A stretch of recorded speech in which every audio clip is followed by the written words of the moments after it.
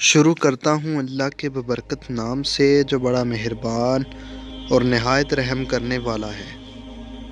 ایک دفعہ حضور پاک صلی اللہ علیہ وآلہ وسلم صحابہ کی محفل میں جلوہ فرما تھے کہ ایک شخص حاضر ہوا اور عرض کرنے لگا، یا رسول اللہ صلی اللہ علیہ وآلہ وسلم، کوئی ایسا مومن بھی ہے جو جہنم میں رہے گا؟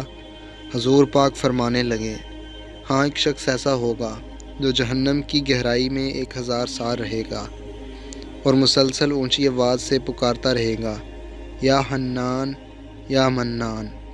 ایک دن وہ اس قدر اونچی بلند آواز سے یا حنان یا منان کہے گا کہ جبرائیل علیہ السلام جہنم کے قریب سے گزرتے ہوئے اسے سن لیں گے۔ حضرت جبرائیل حیران ہوں گے، یہ کیسی عجیب بات ہے کہ کوئی مسلسل یا حنان یا منان پکار رہا ہے۔ حضرت جبرائیل اللہ کے عرش کے سامنے حاضر ہوں گے اور سر سجدے میں رکھ کر اللہ کی تسبیح بیان کریں گے۔ اللہ فرمائے گا، اے جبرائیل سر اٹھاؤ۔ جیسے ہی جبرائیل علیہ السلام سر اٹھائیں گے تو اللہ فرمائے گا کہ بتاؤ جبرائیل، کیا عجیب دیکھا تم نے؟ حضرت جبرائیل عرض کریں گے، اے ہمارے رب، میں نے جہنم سے آتی ہوئی ایک آواز سنی جو کہ گہرے گڑھے سے لگ رہی تھی۔ کوئی پکار رہا تھا، یا حنان یا منان۔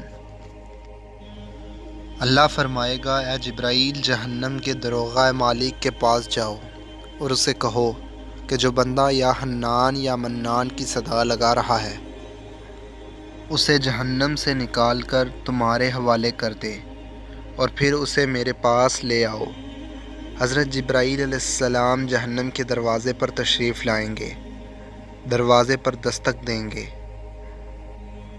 حضرت مالک باہر آئیں گے۔ حضرت جبرائیل علیہ السلام انہیں اللہ پاک کا حکم سنائیں گے۔ حکم سن کر حضرت مالک علیہ السلام جہنم کے اندر جائیں گے۔ ہمارے پیارے آقا صلی اللہ علیہ وآلہ وسلم نے فرمایا، جیسے ماں اپنے بچوں کو پہچانتی ہے، حضرت مالک ایسے جہنم کو پہچانتے ہیں۔ اس کے باوجود آپ یا حنان یا منان کہنے والے شخص کو تلاش نہیں کر پائیں گے۔ باہر تشریف لائیں گے، حضرت جبرائیل علیہ السلام سے عرض کریں گے، اے جبرائیل، جہنم نے گہرا سانس لیا ہے، اس لیے کون سی چیز پتھر ہے، کون سی چیز لوہا ہے اور کون انسان ہے، اس کی پہچان نہیں ہو رہی۔ حضرت جبرائیل علیہ السلام پھر اللہ کی بارگاہ میں سجدہ کریں گے۔ اللہ پاک ارشاد فرمائے گا، اے جبرائیل سر اٹھاؤ، تم یا حنان یا منان کہنے والے کو کیوں نہیں لائے؟ جبرائیل عرض کریں گے، مولا داروغہ جہنم، حضرت مالک نے بھی معذرت کر لی ہے، کہتے ہیں جہنم نے سانس لی ہے، اس کی وجہ سے پتھر، لوہے اور انسانوں کے درمیان کوئی فرق نہیں بچا ہے، تو یہ سبھی جل کر کوئلہ بن چکے ہیں، کسی چیز کی پہچان نہیں ہو پا رہی ہے۔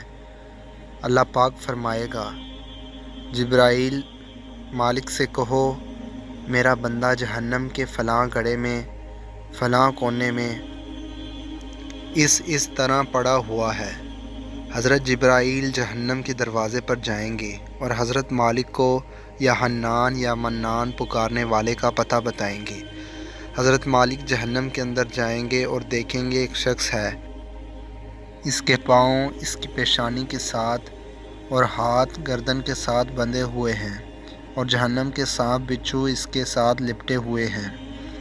حضرت مالک اس کی زنجیریں توڑ دیں گے اور جہنم سے نکال کر حضرت جبرائیل علیہ السلام کے حوالے کر دیں گے۔ حضرت جبرائیل اسے عرش الہی کے سامنے لے کر حاضر ہوں گے، سر سجدے میں رکھیں گے۔ اللہ پاک فرمائے گا، اے جبرائیل سر اٹھاؤ۔ جبرائیل علیہ السلام سر اٹھائیں گے۔ اب اللہ پاک اس بندے سے فرمائے گا، اے بندے، کیا میں نے تیری بہترین تخلیق نہیں کی تھی؟ کیا میں نے تیری طرف رسول نہیں بھیجے تھے؟ کیا ان رسولوں نے تمہیں میری کتاب نہیں سنائی تھی؟ کیا میرے رسولوں نے تجھے نیکی کا حکم نہیں دیا تھا؟ تجھے برائی سے منع نہیں کیا تھا؟ وہ بندہ ساری باتوں کو ماننے گا، اقرار کرے گا، یا اللہ، تو نے میری بہت اعلیٰ تخلیق فرمائی، تیرے رسول بھی تشریف لائے، انہوں نے تیرے احکام بھی سنائے۔ اللہ پاک فرمائے گا پھر تو فلاں فلاں گناہ کیوں کیے؟ وہ عرض کرے گا یا اللہ میں نے اپنی جان پر ظلم کیا جس کی سزا مجھے جہنم میں ڈال دیا گیا۔ اے اللہ اس کے باوجود میری امید نہیں ٹوٹی، مجھے تیری رحمت سے امید تھی، اسی لیے میں یا حنان یا منان پکارتا رہا۔ مولا تو نے مجھے فضل سے جہنم سے نکالا ہے، یا اللہ مجھ پر رحم فرما۔ اللہ پاک فرمائے گا اے فرشتوں گواہ ہو جاؤ، میں نے اس بندے پر رحم کیا اور اسے معاف کر دیا۔ آئیں دوستو سب اپنے اپنے محاسبہ کرتے ہیں کہ ہم میں سے کوئی ایسا ہے کہ جو کہہ سکے کہ میں اپنے اعمال کا حساب دے سکتا ہوں۔ اپنے اپنے گریبانوں میں نظر ڈالیے، کوئی ایسی خوبی یا نیکی جس پر ہمیں یقین ہو کہ ہمیں دوزخ میں نہیں ڈالا جائے گا۔ ہزاروں سال کی عبادتیں بھی رد ہوتی دیکھی گئی ہیں، تو بس اللہ سے دعا کرتے ہیں کہ اے اللہ ہم جانتے ہیں کہ اگر ہمارے اعمال کا سخت حساب لیا گیا تو یقیناً ہم نہیں بچ پائیں گے، ہم بے حد گنہگار ہیں، لیکن اے اللہ پاک ہم تیری رحمت کا سوال کرتے ہیں، ہم سے حساب اپنے عدل و انصاف پر نہ لینا بلکہ ہم پر اپنی رحمت اور عطا کا سایہ رکھنا۔ اے اللہ پاک ہماری دعا کو مقبول فرما۔